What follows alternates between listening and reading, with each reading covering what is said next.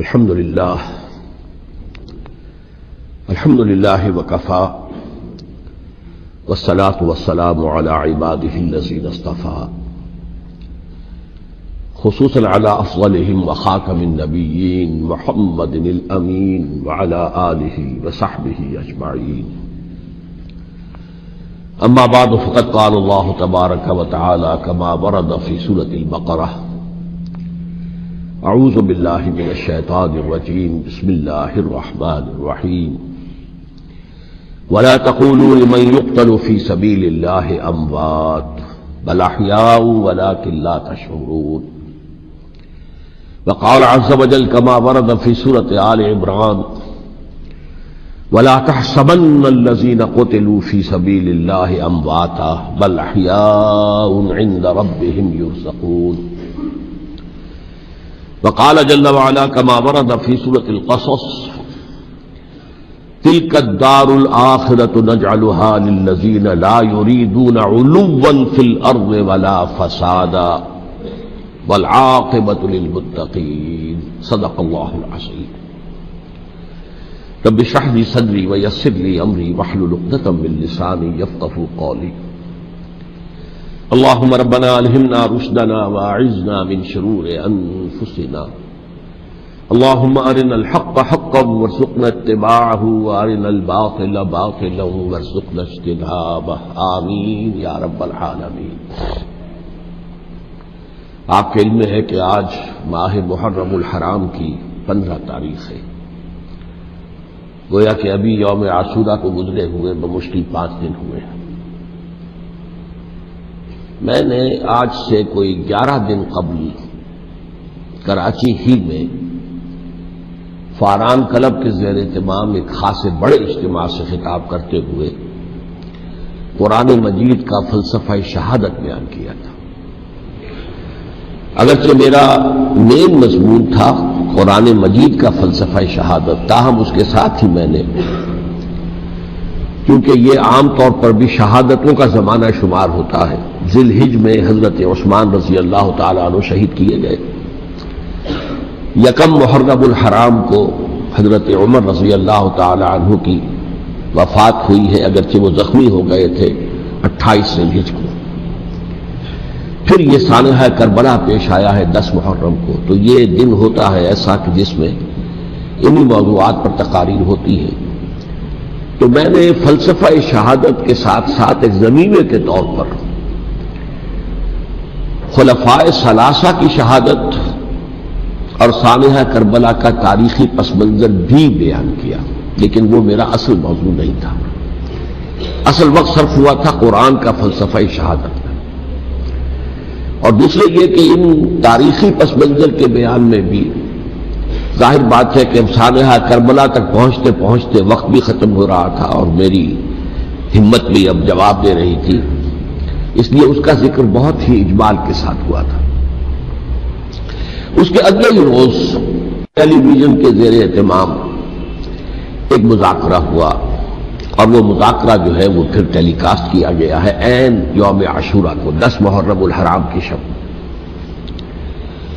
اس کے ضمن میں ایک تو وعدہ خلافی کی جو اس پروگرام کے کمپیئر ہے انیق احمد صاحب، انہوں نے، اور میں نے اسی وقت پروگرام کے خاتمے پر ان سے یہ شکایت کر دی تھی کہ انہوں نے مجھے جو عنوان بتایا تھا وہ تھا قرآن کا فلسفہ شہادت.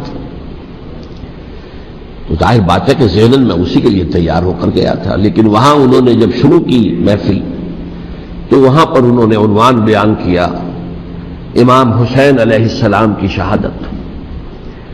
اب یہ اگرچہ یقیناً ان میں باہمی تعلق تو ہے، لیکن یہ کہ بہت کافی فرق ہے کہ ایک آپ فلسفہ شہادت سے چل کر اور شہادت حضرت حسین رضی اللہ تعالیٰ عنہ تک پہنچے، اور ایک یہ ہے کہ اصل موضوع ہوئی ہے. بہرحال جو بھی اس وقت، تو اب ظاہر بات ہے کہ کوئی اور شکل نہیں تھی، جو بھی گفتگو ہوئی اس میں میں نے وہ پورا حصہ لیا. لیکن دوسری زیادتی انہوں نے یہ کی کہ اس میں سے میرے بیان کے بہت سے حصوں کو حذف کر دیا. اس کاٹ چھانٹ سے ایک تو میرا نقطہ نظر پورے طور پر قارئین یا ناظرین کے سامنے نہیں آ سکا، سامعین کے سامنے نہیں آ سکا، اور دوسرے اس سے کچھ مغالطے بھی پیدا ہوئے ہیں۔ تو میں نے یہ سوچا کہ اب یہاں اس جمعے میں میں ان کی وضاحت کر دوں، اسی لیے باصرار میں نے یہ موضوع رکھوایا کہ سانحہ کربلا کا تاریخی پس منظر کیا ہے۔ الحمدللہ کہ جہاں تک وہ مذاکرہ جو ان کے ریکارڈنگ روم میں اسٹوڈیو میں منعقد ہوا وہ بہت ہی پرامن، بہت اچھے انداز میں ہوا، اور اس میں کوئی یعنی یوں سمجھیے کہ زیادہ آرگیومنٹ جسے کہتے ہیں اس کی بھی ضرورت پیش نہیں آئی۔ عموماً تمام باتوں پر کنسنسس اور ایک طرح کا اجماع سامنے آیا، اور اس کا خاص سبب یہ ہے کہ میرے علاوہ سنی علماء میں سے تو مولانا احترام الحق تھانوی صاحب تھے، اور وہ بھی بہت صلح کن قسم کے آدمی ہیں، اور شیعہ حضرات میں سے جو دو حضرات تھے وہ بھی نہایت معقول، نہایت سنجیدہ اور نہایت شرافت اور مروت کا مجسمہ نظر آئے۔ ان میں سے ایک صاحب سے میری پرانی یاد اللہ ہے، علامہ ڈاکٹر قلب صادق، ان کا تعلق لکھنؤ سے ہے، اور یہ میرے اندازے میں پوری طریقے سے نہیں کہہ سکتا، اس وقت جو بر عظیم پاک و ہند میں نامور علماء ہیں اہل تشیع کے، ان میں سے یہ چوٹی کی شخصیت ہے، اس میں کسی شک و شبہ کی گنجائش نہیں، بہت مسلم عالم دین ہے، نہ صرف عالم دین ہے بلکہ ڈاکٹریٹ بھی انہوں نے کی ہوئی ہے۔ دوسری بات یہ کہ یہ بھی لکھنؤ کے رہنے والے تھے، اور مولانا سید ابو الحسن علی ندوی رحمۃ اللہ علیہ وہ بھی لکھنؤ کے، رائے بریلی کے رہنے والے تھے جو 40-45 میل دور ہے، لیکن ان کا اصل مرکز تو آپ کو معلوم ہے دارالعلوم ندوۃ العلماء لکھنؤ، تو ان کے ساتھ ان کے بڑے ہی برادرانہ تعلقات ہیں، ایک دوسرے سے بڑی محبت، اور مولانا علی میاں رحمۃ اللہ علیہ بھی ان کے اجتماعات میں جا کر شریک ہوتے رہے ہیں، اور انہوں نے ایک فقرہ بھی نقل کیا مولانا علی میاں رحمۃ اللہ علیہ کا کہ آج ہمیں کوفے اور دمشق کی طرف دیکھنے کی ضرورت نہیں ہے بلکہ کربلا کی طرف دیکھنے کی ضرورت ہے۔ تو بہرحال مولانا علی میاں رحمۃ اللہ علیہ کو جو خاص تعلق تھا حضرت علی رضی اللہ تعالیٰ عنہ کی ذات کے ساتھ، اس پر تو ان کی ایک عظیم تصنیف جو ہے حضرت علی کی سیرت مطہرہ پر وہ خود دلالت کرتی ہے۔ تو علامہ ڈاکٹر قلب صادق جو ہے وہ ایک تو اہل تشیع کے چوٹی کے علماء میں سے ہیں، مولانا علی میاں کے ساتھ ان کے برادرانہ تعلقات، خود میرے ساتھ ان کا معاملہ یہ رہا۔ اس کی وجہ کیا ہے کہ یہ اتحاد بین المسلمین کے بہت بڑے داعی اور علم بردار ہیں۔ شیعہ سنی جو ہے منافرت اور مخاصمت کی بجائے چاہتے ہیں کہ مفاہمت ہو اور قرب ہو اور غلط فہمیوں کا ازالہ ہو، اسی وجہ سے ان کی خصوصی نظر عنایت مجھ پر رہی ہے۔ مجھے یہ تو پوری طرح یاد نہیں کہ کراچی میں بھی ان سے ملاقات ہوئی تھی یا نہیں، لیکن ایک مرتبہ لاہور تشریف لائے تھے اور وہاں مجھ سے ملاقات ہوئی، پھر ایک مرتبہ میں نیو یارک میں تھا اور اتفاقاً ان کا بھی وہیں پر قیام تھا یا تشریف آوری ہو گئی تھی، تو وہاں بھی بڑی مفصل ملاقات کے لیے وہ تشریف لائے تھے۔ پھر میرا جو ایک کتاب کہہ لیں درمیانی شے ہے، شیعہ سنی مفاہمت کی ضرورت اور اہمیت، اس کے یہ باقاعدہ مبلغ رہے ہیں، اس کے بہت سے نسخے انہوں نے منگوا کر اپنے طور پر یہاں محرم الحرام کی جو ان کی مجالس ہوتی ہیں، اس مرتبہ بھی اسی کے لیے تشریف لائے ہوئے تھے، تو اس کے اندر انہوں نے اس کا تعارف کرایا، اس کی تعریف کی، اور اس کے بہت سے نسخے جو ہے وہ فروخت کروائے۔ تو یہ میں نے اصل میں آپ کے سامنے ایک پس منظر رکھ دیا ہے اس شخصیت کا کہ جو اس میں میجر ریپرزنٹیٹو تھے اہل تشیع کی طرف سے۔ انہوں نے ایک نکتہ جو بیان کیا، واقعہ یہ ہے کہ میرا ذہن بھی ادھر منتقل نہیں ہوا تھا اس سے پہلے، انہوں نے فرمایا کہ یہ اللہ کے راستے میں شہید ہو جانے والے کو جو اللہ کے راستے میں قتل ہو جائیں، سورہ بقرہ میں تو فرمایا انہیں مردہ مت کہو، وَلَا تَقُولُوا لِمَن يُقْتَلُ فِي سَبِيلِ اللَّهِ أَمْوَاتٌ بَلْ أَحْيَاءٌ وَلَٰكِن لَّا تَشْعُرُونَ، وہ تو زندہ ہے لیکن تمہیں ان کا شعور نہیں ہے۔ لیکن سورہ آل عمران کے اندر جو آیت آئی ہے وَلَا تَحْسَبَنَّ الَّذِينَ قُتِلُوا فِي سَبِيلِ اللَّهِ أَمْوَاتًا بَلْ أَحْيَاءٌ عِندَ رَبِّهِمْ يُرْزَقُونَ، ہرگز مت سمجھنا ان کو جو اللہ کی راہ میں قتل ہو جائیں کہ وہ مردہ ہیں، وہ زندہ ہیں، اپنے رب کے پاس سے رزق پا رہے ہیں۔ تو انہوں نے کہا کہ اللہ تعالیٰ کی راہ میں قتل ہو جانے والے کو مقتول کہنا ہی نہیں، سمجھنا بھی غلط ہے۔ دل سے بھی بات جو ہے وہ یہ نہیں ہونی چاہیے کہ وہ مردہ ہے، بلکہ وہ زندہ ہے، اس شد و مد کے ساتھ وَلَا تَحْسَبَنَّ، ہرگز نہ سمجھنا ان کو جو اللہ کی راہ میں قتل ہو جائیں کہ وہ مردہ ہے، وہ تو زندہ ہے، اپنے رب کے پاس سے رزق پا رہے ہیں۔ ادھر میرا ذہن نہیں گیا تھا، میں اس کو تسلیم کر رہا ہوں۔ دوسرے جو شیعہ عالم دین تھے، مجھے ان کا پورا نام مستحضر نہیں ہے، نقوی صاحب، وہ بھی ڈاکٹر بھی ہیں اور عالم دین ہے، وہ بھی تھے، اور وہ بھی بہت ہی جو سمجھیے کہ یعنی دلیل کو تسلیم کرنے والے اور بہت ہی معقول انداز میں گفتگو کرنے والے تھے۔ بہرحال جب وہ مذاکرہ شروع ہوا تو سب سے پہلے ڈاکٹر قلب صادق صاحب کو دعوت دی گئی کہ وہ اظہار خیال کریں۔ انہوں نے انہی 2 آیتوں کے حوالے سے جو ابھی میں نے بیان کی ہے، ایک نقطہ بھی بیان کیا، کچھ اور باتیں بھی بیان کی۔ اس کے بعد جب میری باری آئی تو میں نے کہا کہ مجھ سے کچھ اور سوال کیا گیا تھا، لیکن میں نے کہا کہ میں پہلے بات وہیں سے شروع کرنا چاہتا ہوں۔ سوال یہ کیا گیا تھا ڈاکٹر قلب صادق سے کہ قرآن کا فلسفہ شہادت کیا ہے۔ تو میں نے کہا جو سوال آپ نے ان سے کیا تھا، میں اس کے جواب سے اپنی بات شروع کرنا چاہتا ہوں کہ میرے نزدیک قرآن مجید میں اللہ کی راہ میں قتل ہونے کے لیے لفظ شہادت آیا ہی نہیں۔ حدیث میں ضرور آیا ہے بصیغہ مجہول، فقد استشہد، اس کی شہادت قبول کر لی گئی یا اس کو شہید بنا لیا گیا، اور اس معنی میں صرف ایک جگہ پر امکان ہے پورے قرآن میں، سورہ آل عمران کی ایک آیت میں، وَيَتَّخِذَ مِنكُمْ شُهَدَاءَ، کہ وہاں اس کے معنی لیے جا سکے مقتول فی سبیل اللہ کے، باقی کہیں بھی نہیں۔ یہ تو اصل میں کار رسالت کے لیے ایک اصطلاح ہے۔ ہر رسول شاہد بن کر آیا، شہید بن کر آیا، یہاں دنیا میں وہ اپنے عمل سے، اپنے قول سے انفرادی اجتماعی سطح پر حق کی گواہی دیتا رہا، اور قیامت کے دن کھڑے ہو کر پروزیکیوشن وٹنس کی حیثیت سے اپنی قوم کے خلاف گواہی دے گا کہ اللہ میں نے ان کے سامنے تیرا پیغام پہنچا دیا تھا، اب جو کچھ انہوں نے کیا اس کے ذمہ دار یہ ہے۔ دے کانٹ پلیڈ اگنورنس، وہ یہ نہیں کہہ سکتے کہ ہمیں معلوم نہیں تھا، ہمیں بتایا نہیں گیا تھا۔ بہرحال اس پر مجھے بڑی خوشی ہوئی جب علامہ نقوی صاحب نے اس نقطے کو بہت سراہا اور انہوں نے تسلیم کیا کہ کچھ دنوں سے مجھے بھی یہ خیال ہو رہا تھا، یعنی یہ کہ یہ کوئی زیادہ پرانا خیال ان کا نہیں تھا۔ انہوں نے فرمایا کچھ دنوں سے مجھے بھی یہ خیال ہو رہا تھا کہ قرآن میں تو یہ لفظ شہید اور شہادت اس معنی میں ہے ہی نہیں۔ میرا گمان یہ ہے کہ چونکہ اس موضوع پر میں نے بہت تقریریں کی ہیں، سال ہر سال سے تقریریں کر رہا ہوں، قرآن کا فلسفہ شہادت کیا ہے، اور اس کے حوالے سے یہ کہ امت مسلمہ کا کیا فرض منصبی ہے، شہادت علی الناس کی کیا ذمہ داری ہے جو امت مسلمہ پر ہے۔ تو یہ تو میری دعوت قرآنی کے اہم مضامین میں سے ہے، تو ہو سکتا ہے کہ میری ہی کسی تقریر کی کوئی اڑتی ہوئی خبر ان کے کانوں تک پہنچی ہو، واللہ عالم، لیکن انہوں نے اس نقطے کو سراہا، اور مجھے اللہ کے فضل و کرم سے مجھے اس پر خوشی ہوئی کہ بجائے اس کے کہ وہ اس پر کوئی آرگومنٹ کرتے، کوئی بحث و تبحیث کرتے، انہوں نے میری اس بات کو تسلیم کیا اور اس کی گویا کہ تائید کی۔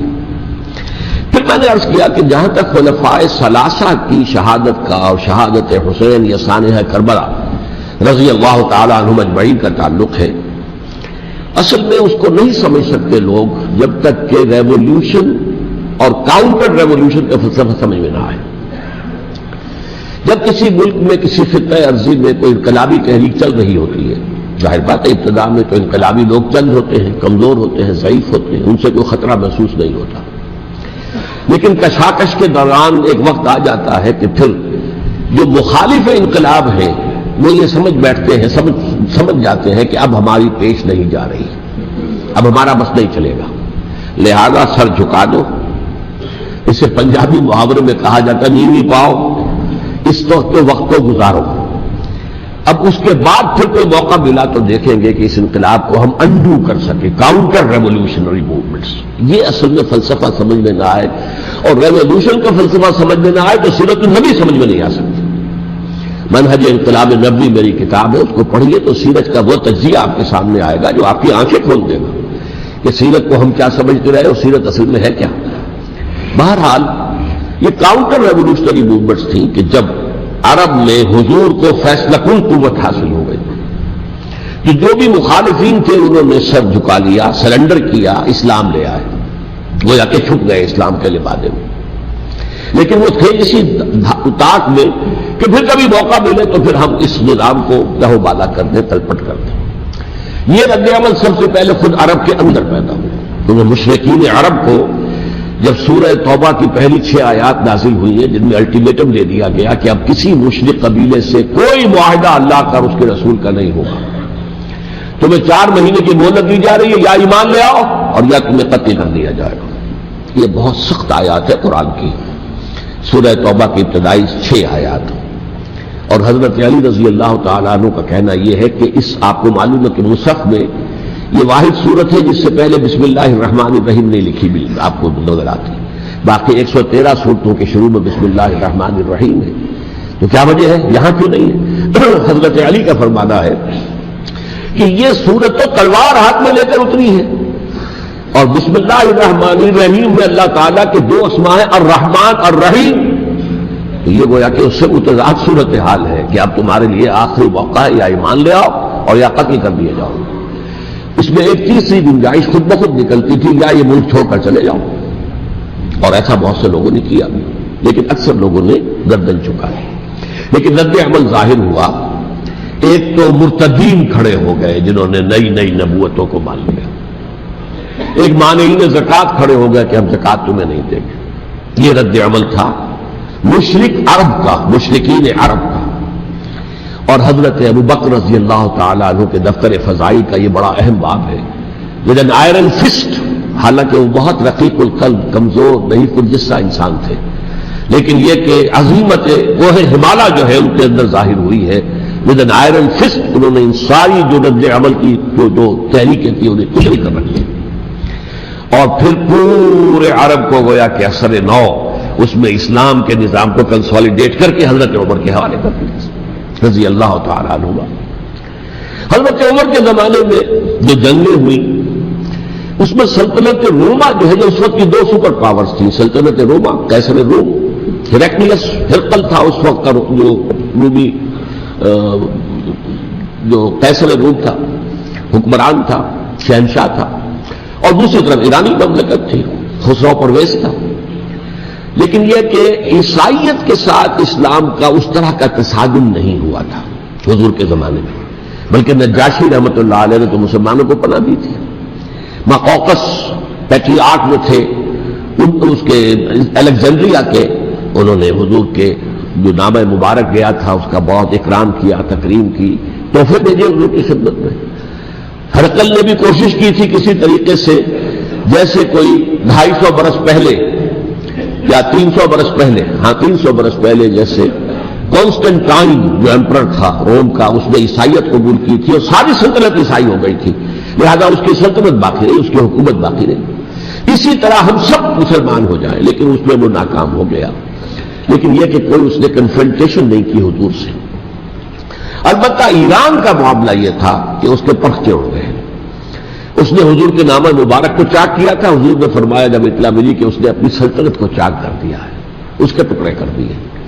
بہرحال وہاں رد عمل شدید تھا، اور ایرانی جان لیجئے کہ ان کے اندر بہت اسٹرانگ نیشنلزم ہے، آج بھی ہے اسٹرانگ نیشنلزم، لہذا ان کے ہاں رد عمل شدید تھا، ان کی تو سلطنت ختم ہو گئی، نسیہ منسیہ ہو گئی، وجود نہیں رہا۔ لہذا وہاں سے جو کاؤنٹر ریولوشن شروع ہوا ہے وہ پھر ہرمزان جو ایک بہت بڑا جرنیل تھا، اس نے بڑی عیاری کے ساتھ اپنی جان بچائی تھی۔ یہ بڑا دلچسپ واقعہ ہے کہ وہ یعنی کنڈمڈ تھا اسلامی حکومت کی طرف سے، خلافت کی طرف سے، کہ وہ جہاں بھی پایا جائے اس کو قتل کرنا ہے۔ حضرت عمر کی عدالت میں لا کے پیش کیا گیا، حضرت عمر نے کہا یہ واجب القتل ہے، قتل کر دو اس کو۔ اس نے کہا اچھا مجھے ذرا پانی پلا دیجیے۔ حضرت عمر نے فرمایا ٹھیک ہے بھائی پانی لاؤ، پانی دے دو۔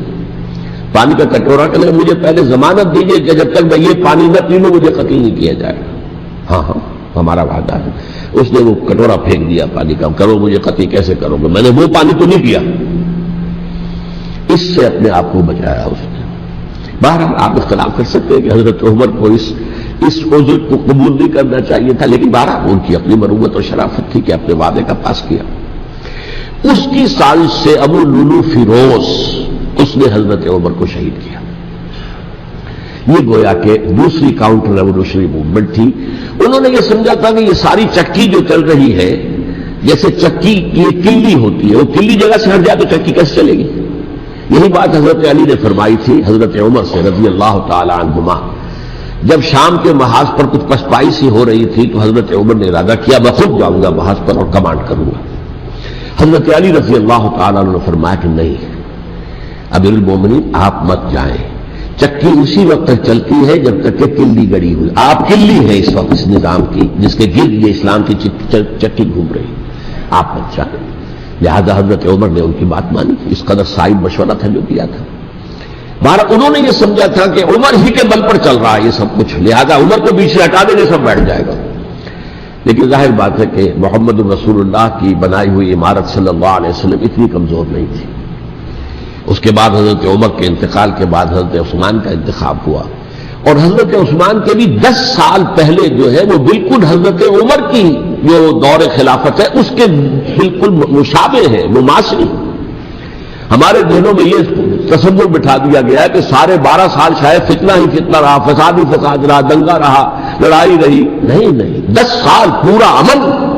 اور جس طریقے سے فتوحات کا سیلاب حضرت عمر کے زمانے میں جا رہا تھا اسی طریقے سے حضرت عثمان کے 10 سالوں کے دوران گیا. آخری 2 سالوں میں ایک فتنہ اٹھا ہے. یہ فتنہ کیا ہے اس کو سمجھ لیجیے. مذاہب کی جو 3 سے کنفرنٹیشن ہوئی تھی. ایک تو یہ کہ مملکتوں میں سے مملکت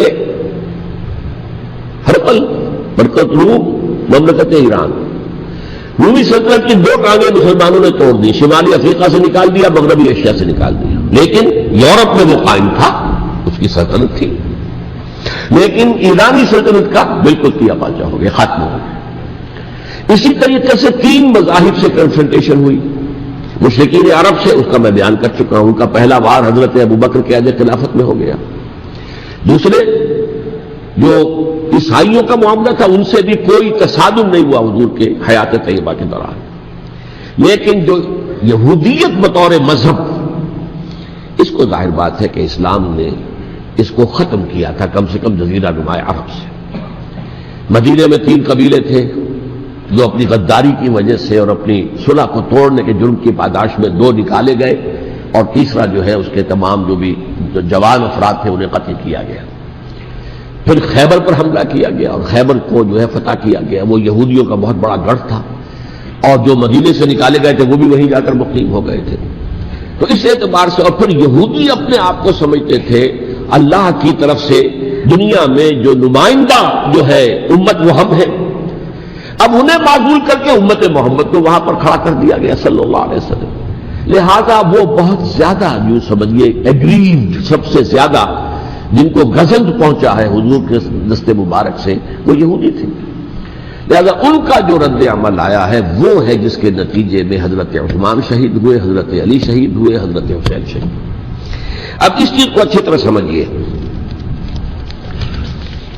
یہ جو رد عمل ہے یہ ایک شخص کے ذریعے سے آیا، اور اسی لیے بعض لوگ یہ سمجھتے ہیں کہ یہ خامخواہ کی کہانی ہے. کیا ایک آدمی اتنا بڑا کام کر سکتا ہے؟ عبداللہ ابن سبا ایک یہودی جو اسلام کا لبادہ اوڑھ کر حضرت عثمان کے عہد خلافت میں مدینے میں آ گیا. ٹھیک، اس کے بارے میں تو میں بعد میں عرض کروں گا. لیکن ایک شخص کیا کچھ کر سکتا ہے اس کی مثال بس آپ دے دوں آپ کو. پہلے حضرت مسیح علیہ السلام کے پورے دین کو ایک شخص نے ختم کر دیا. سینٹ پال جسے دنیا جانتی ہے جس کے نام سے، توحید کو تسلیث میں بدل دیا. حضرت عیسیٰ علیہ السلام تو توحید کی تلقین کر کے گئے تھے. توحید ختم، تسلیث آ گئی، جس میں پہلے باپ ماں اور بیٹا تھے، اس کے بعد باپ بیٹا اور روح القدس ہو گئے، تسلیث. نمبر 2، شریعت موسوی کو ساقط کر دیا. لہذا اب پالزم جو ہے کرسچینٹی نہیں رہی. وہ حضرت عیسیٰ کو کہہ کر گئے تھے کہ شریعت موسوی تم پر لاگو رہے گی، نافذ رہے گی، ساقط کر دیا. نمبر 3، اس نے عیسائیت کے دائرہ تبلیغ کو وسیع کر دیا، جنٹائلز یا گوئمز کے اندر بھی، غیر یہودیوں.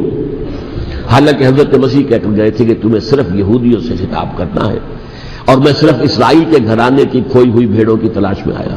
اب آپ دیکھیے حضرت مسیح کے فوراً بعد اور حضرت مسیح کی زندگی کے دوران جب تک کہ وہ موجود تھے، وہ بدترین دشمن تھا حضرت مسیح علیہ السلام کا. بعد میں لبادہ اوڑھا، اور یہ کہ مجھے مکاشفہ ہوا ہے، مکاشفے میں مسیح سے میری ملاقات ہوئی ہے، میں ان پر ایمان لے آیا ہوں. اور پھر اس نے اپنے زہد اور دینداری کا جو بھی فراڈ تھا اس کے نتیجے میں اپنی حیثیت بنا لی، دین مسیحی کو بالکل ختم کر دیا. آج کہاں ہے وہ دین مسیحی؟ D100 کے مصنف نے بھی صاف لکھا ہے کہ جب تک حضرت مسیح دنیا کے اندر موجود تھے عیسائیت کی حیثیت یہودیت نے ایک فرقے سے زیادہ نہیں تھی، یہودیوں کا ایک فرقہ، ایک جماعت، بس۔ یہ سینٹ پال ہے جس نے اسے ایک مستقل مذہب کی حیثیت اختیار کی ہے، تو it should be called پالزم، اور یہ ایک آدمی کا کارنامہ۔ اسی طریقے سے یہ تو ہو گیا حضرت مسیح کے فوراً بعد، رفع سماوی کے فوراً بعد۔ 1500 برس کے بعد ایک تحریک چلی ہے یورپ کے اندر، اصلاح مذہب، اور اس کی پشت پر بھی یہودی ذہن تھا۔ یہودی ذہن نے عیسائیت کو دو حصوں میں تقسیم کر دیا، کیتھولک اینڈ پروٹیسٹنٹس، اور پروٹیسٹنٹس کو اپنا اعلی کار بنایا۔ یہ ایک علیحدہ مضمون ہے جس پر میں تفصیل میں نہیں جانا چاہتا، میری کتاب بھی موجود ہے اس موضوع پر، سابقہ اور موجودہ مسلمان امتوں کا ماضی، حال اور مستقبل، اس میں میں نے تفصیل بیان کی۔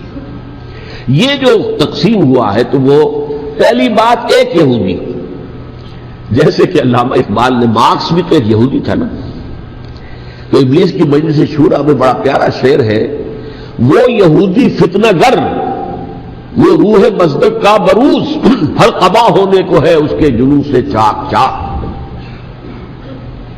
یہ ایک یہودی فتنہ گر مارکس نے وہ تصور دنیا کو دیا جس نے عظیم انقلاب برپا کیا روس کے اندر، بولشوک ریولوشن، اور جو پھر آدھی دنیا تک پھیل گیا۔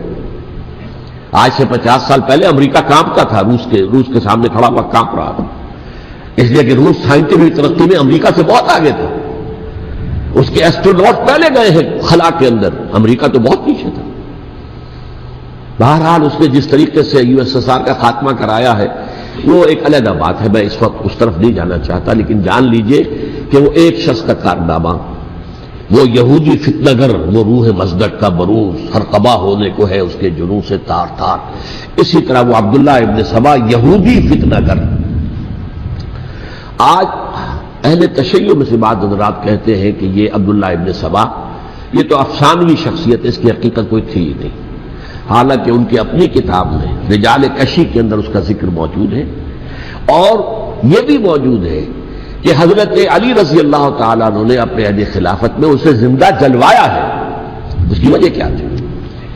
یہ آیا مدینے کے اندر اسلام کا لبادہ اوڑھ کر، اس نے چند عقیدوں کی اشاعت شروع کی۔ سب سے پہلے حضرت علی تو خدا ہیں، گاڈ انکارنیٹ، اوتار کا تصور، جیسے ہندوؤں میں ہے رام چندر جی خدا کا اوتار، اور عیسائیت میں بھی پہلے گاڈ انکارنیٹ کا تصور تھا کہ حضرت مسیح خدا کا اوتار ہے، انکارنیشن آف گاڈ۔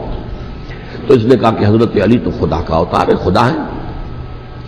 نمبر 2، اس نے کہا کہ ہر نبی کا ایک وصی ہوتا ہے جس کے حق میں وہ وصیت کرتا ہے، تو حضور صلی اللہ علیہ وسلم کے وصی حضرت علی ہیں، لہذا خلیفہ تو اول روز سے حضرت علی ہیں، حضرت ابو بکر، حضرت عمر، حضرت عثمان، یہ تو غاصب ہے، اور حضرت عثمان کی خلافت تھی اس وقت تو خاص طور پر۔ پھر اس نے جو قبائلی عصبیت تھی اسے بھڑکایا۔ پرانی جو عصبیت چل رہی تھی قریش کے اندر، وہ دو گھرانے ایک دوسرے کے مد مقابل تھے۔ دیکھیے، ایک ہوتا ہے قبیلہ، ایک ہوتا ہے گھرانہ۔ ہمارے پنجاب میں ایک قبیلہ ہے وٹو قبیلہ، اس کے گھرانے بہت سے، مانے کے، لالے کے، سجے کے، شامد کے، یعنی کوئی لالا تھا ان میں سے بڑا، ان کے بیٹے ہو گئے لالے کے، ان کی اولاد، خاندان یہ کہلاتے ہیں۔ قبیلہ ہے یہ وٹو قبیلہ۔ تو قبیلہ تھا قریش، اس میں گھرانے بہت تھے، بنو ہاشم، بنو امیہ، بنو تیم، بنو عدی، یہ بہت سے گھرانے تھے۔ تو دوٹی کے دو گھرانے جو تھے وہ بنو ہاشم اور بنو امیہ، ان کے درمیان چپقلش تھی، مقابلہ، مسابقت، اور یہ مسابقت فی الخیر بھی ہوتی تھی۔ اگر انہوں نے غریبوں کو کھانے کھلائے ہیں تو ہم ان سے بڑھ کر کھلائیں گے، اگر وہ حاجیوں کی خدمت کرتے ہیں تو ہم ان سے بڑھ کر کریں گے۔ تو ان کے اندر یہ مسابقت فی الخیر بھی تھی، لیکن چپقلش تھی کہ کوئی ہم سے آگے نہ نکل جائے، وہ سمجھتا تھا وہ آگے نہ نکل جائے۔ اس شخص نے اس پرانی عصبیت کو تازہ کیا کہ حضور تو بنو ہاشم میں سے تھے، لہذا خلافت حق ہے بنو ہاشم کا، یہ غاصب ہے۔ اس سے پہلے دو خلفاء جو تھے وہ نہ بنو ہاشم سے تھے نہ بنو امیہ سے تھے۔ حضرت ابو بکر بنو تیم میں سے تھے، چھوٹا قبیلہ تھا۔ حضرت عمر بنی عدی میں سے تھے، وہ بھی چھوٹا قبیلہ تھا۔ یہ حضرت عثمان پہلے خلیفہ جو بنو امیہ میں سے تھے، جن کی پرانی چپقلش بنو ہاشم سے تھی۔ اب اس کو موقع مل گیا کہ پرانی قبائلی عصبیت کو بھڑکائے۔ یہ ہے اصل میں اس فتنے کا پس منظر عبداللہ ابن سبا نے جو آ کر پھیلایا ہے، اور اس کی تفصیل میں اس وقت میں نہیں جا سکتا، کیسے یہ فتنہ پروان چڑھا، کیا انہوں نے اسٹریٹجی اختیار کی، کہ یہ کیا کرتے تھے، گروہ بنا کر بھیجتے تھے لوگوں کو، کوفے میں جاؤ تو وہاں پر دمشق کے گورنر کے خلاف اور مصر کے گورنر کے خلاف الزامات لگاؤ، اس نے یہ کیا، وہ غبن کر گیا، وہ یہ کر گیا، وہ خیانت کر رہا ہے، وہ رشتہ داروں کو پال رہا ہے، اور عثمان کے خلاف بھی تقریریں کرو رضی اللہ تعالیٰ عنہ۔ دمشق میں جاؤ تو کوفے کے گورنر کے خلاف، کیونکہ دمشق کے گورنر کے خلاف بات کرو گے تو لوگوں کو معلوم ہوگا کہ یہ جھوٹ بول رہے ہیں، لیکن یہ کہ وہاں تو تم بات کرو کوفے کے گورنر کے خلاف اور مصر کے گورنر کے خلاف اور حضرت عثمان کے خلاف۔ مصر میں جاؤ تو بات کرو کوفے کے اور شام کے گورنر کے خلاف اور حضرت عثمان کے خلاف۔ یہ انہوں نے ایسا اٹھایا، اور اس زمانے میں آپ کو معلوم ہے ذرائع رسل و رسائل تھے نہیں، نہ اس فتنے کی پتہ چل سکا جب تک کہ وہ فتنہ جو ہے پوری طرح برگو بار لا کر تلاور درخت نہیں بن گیا۔ اس کے نتیجے میں حضرت عثمان رضی اللہ تعالیٰ عنہ شہید ہوئے، اور خلیفہ پھر حضرت علی رضی اللہ تعالیٰ عنہ کو انہی سوائیوں نے، جنہوں نے گھیراؤ کیا تھا، جنہوں نے حضرت عثمان کو شہید کیا ہے، یہی حضرت علی رضی اللہ تعالیٰ عنہ کے ارد گرد ہوئے۔ اور حضرت علی رضی اللہ تعالیٰ عنہ بھی نہیں چاہتے تھے خلافت کی بیعت لینا، لیکن آخر کیا کرتے؟ کیا وہ امت کو بغیر خلیفہ کے چھوڑ دیتے؟ حضرت زبیر سے کہا گیا، انہوں نے نہیں مانا، رد کر دی بات۔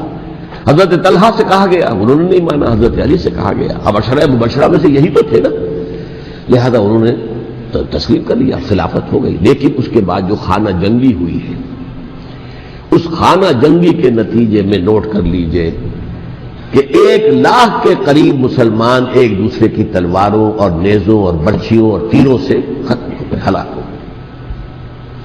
یہ ہماری تاریخ کا تاریخ ترین باب ہے۔ 5 سال، 4.5 سال حضرت علی کی خلافت کے، اور 6 مہینے حضرت حسن کی خلافت کے رضی اللہ تعالی عنہ۔ اس سے کیا ہوا کہ ایک طرف تو اسلام کی جو توسیع ہو رہی تھی، تھمتا نہ تھا کسی سے سیل رواں ہمارا، وہ سیلاب رک گیا، انٹرنل سیبوٹاج ہو گئی نا، اب تو اندر ہی آپس ہی میں اگر دست و گریبان ہو گئے تو باہر اب کیا توسیع کرتے ہیں، وہ توسیع کا عمل رک گیا۔ اور یہ سمجھیے کہ جیسے ٹرک اگر کبھی چل رہا ہو، بھرا ہوا ہو، لوڈنگ، اور وہ چڑھائی چڑھ رہا ہو، تو اگر کہیں موشن ٹوٹ جائے، ٹرک کو رکنا پڑے، تو ڈرائیور کے جان پر بن جاتی، اس لیے کہ اس کو دوبارہ سٹارٹ کرنا، اور جبکہ وہ چڑھائی پر ہے، انکلائن پر ہے، آسان کام نہیں ہوتا، خطرہ ہوتا ہے وہ پیچھے جو ہے وہ نہ جائے۔ اور پہاڑی علاقوں میں آپ کو معلوم ہے ذرا پیچھے چلے جانے کا مطلب جو ہے بہت خطرناک جو ہے نتیجہ نکل سکتا ہے۔ بہرحال حضرت علی رضی اللہ تعالیٰ عنہ نے اپنے خلافت میں ایک کام یہ کیا، اب اس کی کیا مصلحتیں تھیں یہ تو انہی کے علم میں ہوگا، ہم قیاس کر سکتے ہیں، اور میں اس تک میں نہیں جانا چاہتا۔ ابھی تک خلافت کا مرکز تھا مدینہ منورہ، حضرت ابوبکر، حضرت عمر، حضرت عثمان، وہی جہاں حضور صلی اللہ علیہ وسلم رہے تھے اور جہاں پر کہ حضور مدفون تھے۔ لیکن حضرت علی نے اپنا مرکز جو ہے وہ کوفہ بنا دیا۔ اچھا، اس کی ایک ظاہری وجہ یہ سمجھ میں آتی ہے کہ اسلام کا جو پھیلاؤ ہو گیا تھا، وہ سلطنت اتنی وسیع ہو گئی تھی کہ مدینہ منورہ بہت جنوب میں اور بڑے صحرا کو عبور کر کے جانا ہوتا تھا۔ کوفہ جبکہ ایسی مقام پر تھا کہ جہاں سے مشرقی راستہ جا رہا ایران کو، عراق کے اندر تو ہے وہ شہر کوفہ، اور پھر ایران اور خراسان اور ہندوستان کو راستہ جا رہا ہے، وہیں سے شمال کی طرف جا رہا ہے، شام کی طرف اور ترکی کی طرف، اور وہاں سے پھر یہ کہ مغربی افریقہ کو بھی کنٹرول کرنا، جو شمالی افریقہ کو وہ بھی آسان تھا۔ بہرحال حضرت علی نے کوفہ کو اپنا مرکز بنایا، اور نتیجہ یہ ہوا کہ سبائیوں کا بھی مرکز وہی بن گیا، کیونکہ انہوں نے اپنے آپ کو گردا گرد رکھا حضرت علی کے رضی اللہ تعالیٰ۔ اب ظاہر بات ہے کسی پرٹیکولر پرسن کے خلاف تو کوئی مقدمہ موجود تھا نہیں، بلکہ جب جنگ جمل ہو رہی تھی، ابھی جنگ نہیں ہوئی تھی، حضرت عائشہ، حضرت طلحہ، حضرت زبیر وہ لے کر آئے تھے لشکر اس مطالبے کے لیے کہ حضرت عثمان کے قاتلوں کو سزا دی جائے، قصاص لیا جائے۔ حضرت علی رضی اللہ تعالیٰ عنہ سے گفت و شنید ہو رہی تھی، حضرت علی جو ہے اس پر آمادہ ہو گئے کہ ٹھیک ہے، میں جو بھی قاتلین عثمان ہیں ان کو گرفتار کر کے سزا دوں گا۔ عین اسی وقت کوفے کی مسجد کے اندر جو ہے 10,000 کا مجمع کھڑا ہو گیا، ہم سب قاتل عثمان ہیں، وہ ہم سے بدلہ کہاں سے ہوگا؟ اور انہوں نے کیا کیا؟ جاتے ہی جنگ چھیڑ دی. جب چھڑ جائے تو یا مرو یا مارو، اس کے سلاوہ تو کوئی چارہ کار ہوتا ہی نہیں. ایک رات میں 10,000 مسلمان شہید ہوئے، جن میں 2 عشرہ مبشرہ میں سے حضرت زبیر اور حضرت طلحہ رضی اللہ تعالیٰ عنہ. تو یہ صورت تھی سبائیوں نے گھیراؤ کیا حضرت علی کا رضی اللہ تعالیٰ. حضرت معاویہ دعوے دار نہیں تھے خلافت کے، قطعاً نہیں. ان کا صرف ایک دعویٰ تھا، اور وہ یہ تھا کہ عثمان کے قاتلوں کو گرفتار کرو، یا خود سزا دو یا ہمارے حوالے کرو، ہم اس سے قصاص لیں گے.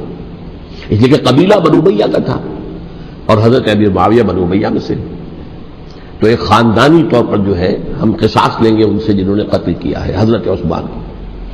لیکن یہاں ظاہر بات ہے کہ حضرت علی رضی اللہ تعالیٰ عنہ کی طرف سے مطالبہ یہ ہوتا تھا تم پہلے میری بیعت کرو، میرے ہاتھ مضبوط کرو تاکہ میں ان کے خلاف کوئی اقدام کر سکوں.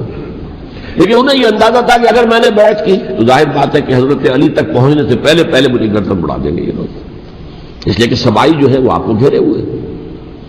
بہرحال ایک عجیب الجھاؤ، ایک ڈائلیما تھا جس کی وجہ سے یہ جنگ چلتی رہی. اور حضرت علی رضی اللہ تعالیٰ عنہ کو انہی کے شیعان علی ہی کے اندر سے وہ جماعت علیحدہ ہوئی تھی جس کو ہم خوارج کے نام سے جانتے ہیں، اور ایک خارجی ملجم ابن ملجم ہی نے حضرت علی کو شہید کیا رضی اللہ تعالیٰ عنہ.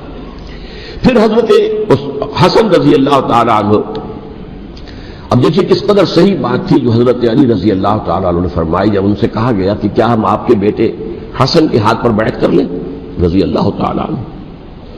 فرمایا نہ میں تمہیں اس کا حکم دیتا ہوں نہ میں اس سے روکتا ہوں، یہ تمہارا معاملہ ہے. امرہم شورا بینہم، تم اپنے باہمی مشورے سے جو فیصلہ کرو گے ٹھیک ہے، میں نہ حکم دیتا ہوں نہ روکتا ہوں. اس کا کیا مطلب ہے؟ باپ کے بعد بیٹے کی خلافت ہرگز حرام نہیں ہے، ورنہ کہتے کیسے ہو سکتا میرا بیٹا؟ نہیں، یہ نہیں کہا آپ نے. حضرت عمر سے بھی کہا گیا تھا کہ اپنے بیٹے کو نامزد کر دیں عبداللہ ابن عمر کو، تو انہوں نے جواب میں کیا کہا؟ اسے تو طلاق دینی بھی نہیں آتی. انہوں نے اپنی کسی زوجہ کو طلاق دی تھی اور اس میں جو صحیح ترین طریقہ ہے وہ اختیار نہیں کیا تھا. انہیں طلاق دینی تک نہیں آتی تو میں اسے خلیفہ بنا دوں. یہ نہیں کہا تھا کہ باپ کے بعد بیٹا خلیفہ نہیں ہو سکتا، یہ تو نہیں تھا. کہیں حرام نہیں ہے، نہ کتاب و سنت میں، نہ کوئی حدیث ہے، نہ کہیں قرآن مجید میں. تو حضرت علی نے بھی فرمایا رضی اللہ تعالی نہ میں روکتا ہوں نہ حکم دیتا ہوں، یہ تمہارا اپنا معاملہ ہے.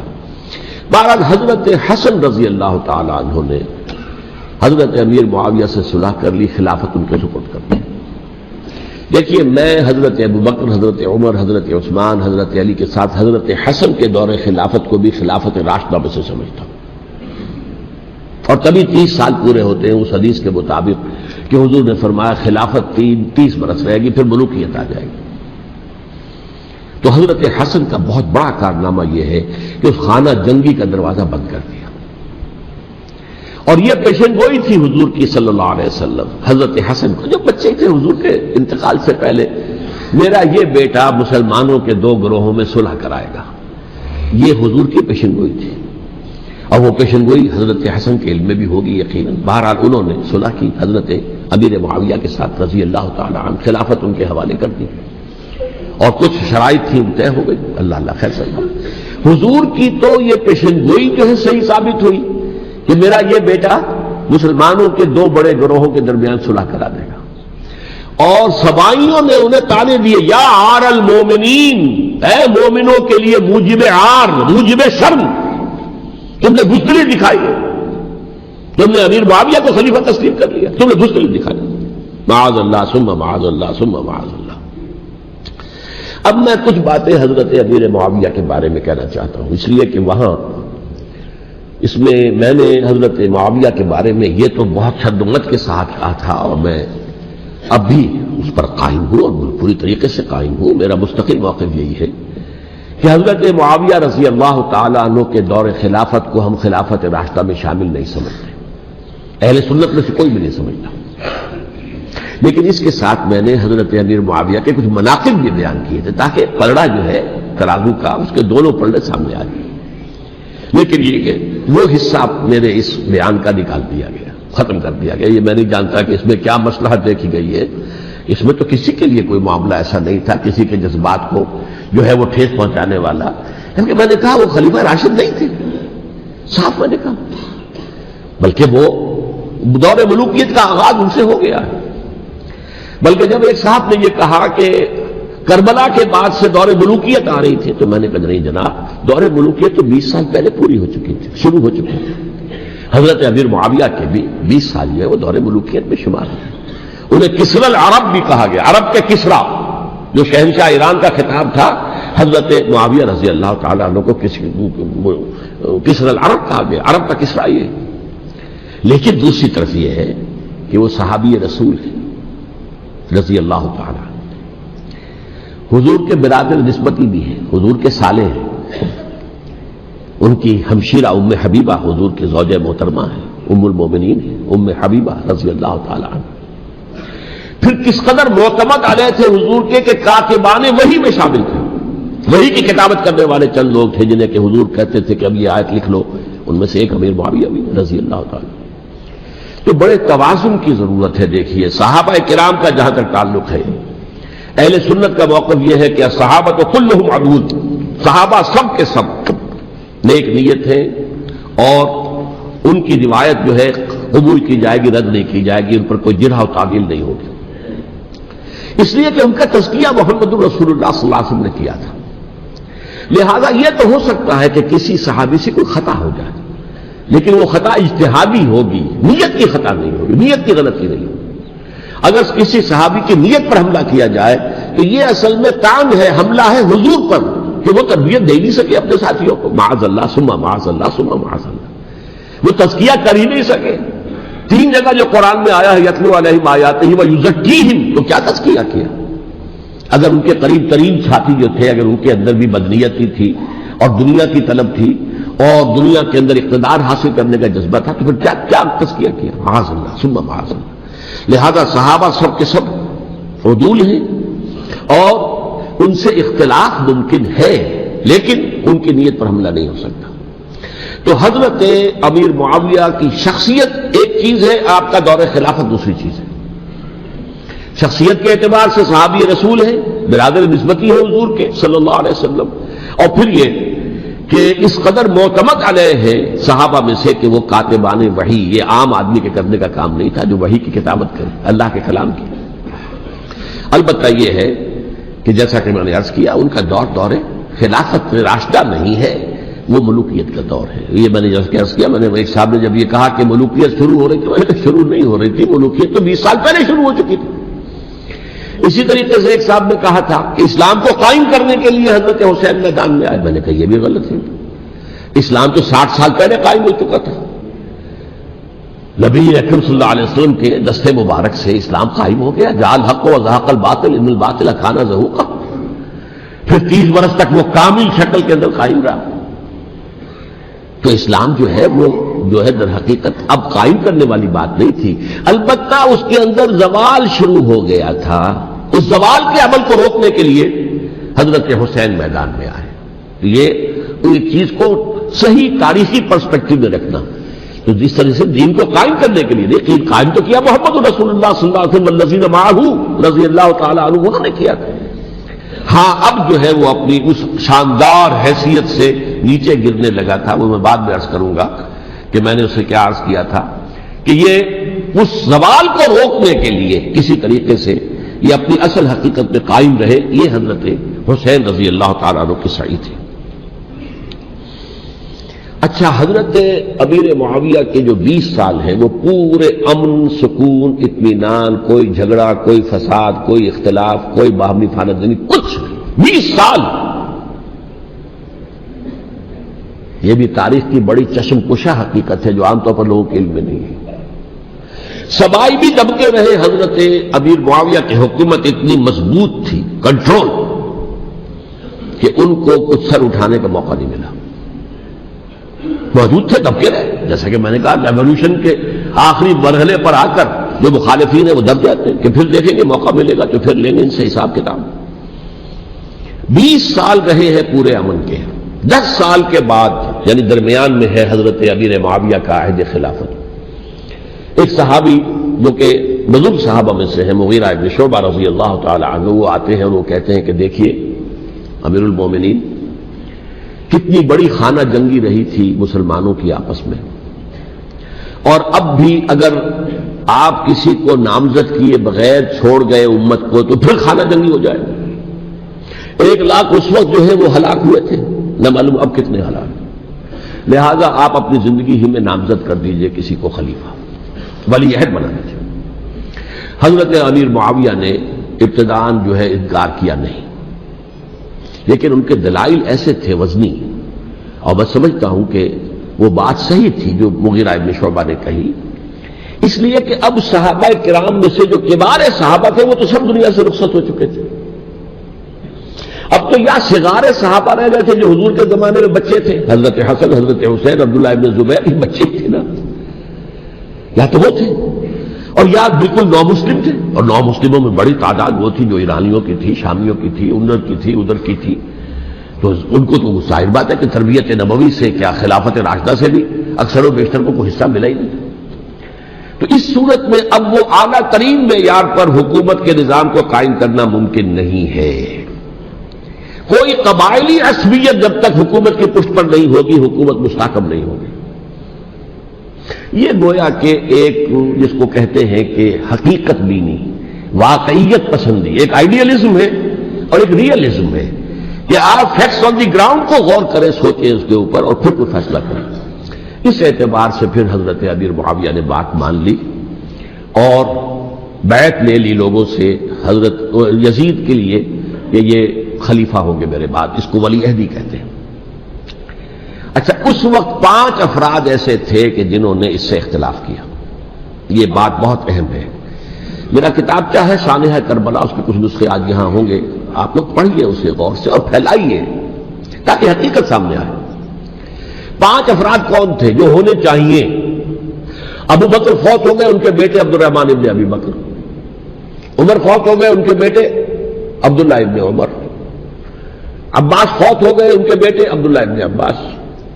زبیر فوت ہو گئے، ان کے بیٹے عبداللہ ابن زبیر. اور حضرت حسن جو ہے ان کا انتقال ہو چکا تھا، حضرت علی کے بیٹے حضرت حسین رضی اللہ تعالی عنہ مجمعین. حضرت حسن کے بارے میں ایک فریق کا کہنا یہ ہے کہ انہیں زہر دے کر ہلاک کیا گیا. اہل تشیع کا قول یہ ہے، جبکہ اہل سنت کہتے ہیں کہ نہیں، وہ اپنی جو بھی طبی موت تھی اس سے ان کی وفات. لیکن میں اس میں نہیں جانا چاہتا، اس لیے کہ یہ مائکرو ہسٹری جو ہے نا، وہ تو ایک ایک واقعے کے لیے ادھر کی روایات کیا، ادھر کی کیا ہیں، ان کے پاس کیا دلائل، یہ تو کسی ریسرچ اسکالر کا موضوع ہے، میرا موضوع نہیں ہے. لیکن بہرحال یہ 5 حضرات تھے جنہوں نے ولی عہدی کی بیعت نہیں کی. لیکن حضرت معاویہ اتنے حلیم الطبع انسان تھے، انہوں نے جبر نہیں کیا، کوئی تشدد نہیں کیا. ٹھیک ہے، ولی عہدی کی بیعت نہیں کر رہے، کوئی بات نہیں، میری بیعت تو کی ہوئی ہے نا، ابھی تو میں زندہ ہوں، بات ختم ہو گئی. میری بیعت کو تو نہیں توڑا انہوں نے، فسخ بیعت نہیں کی. اس اعتبار سے انہوں نے نہ کوئی تشدد کیا، نہ جبر کیا، نہ کوئی مواخذہ کیا. لیکن جب امیر معاویہ کا انتقال ہو گیا، اب ولی عہدی کی بجائے وہ اب خلافت کی بیعت کی. سب لوگوں نے بیعت کر لی.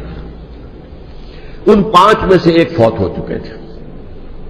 حضرت عبد الرحمن ابن ابی بکر فوت ہو چکے رضی اللہ تعالی. 4 تھے. ان 4 میں ایک اختلاف ہوا.